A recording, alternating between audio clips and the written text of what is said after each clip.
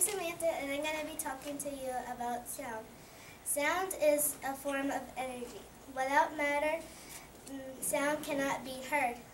Sound is produced by vibrations. Vibrations go back and forth. A wavelength. A wavelength is the distance between one wave and another. And it's also a distance of wavelength produces different sounds.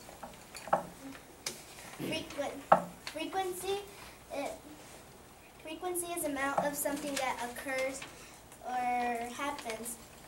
A medium for sound can be solid, liquid, or gas. Volume can take up a certain amount of space. And pitch tells you the highestness of lowness. A low pitch makes a thick chord makes a low pitch. Like a thin chord makes a high pitch.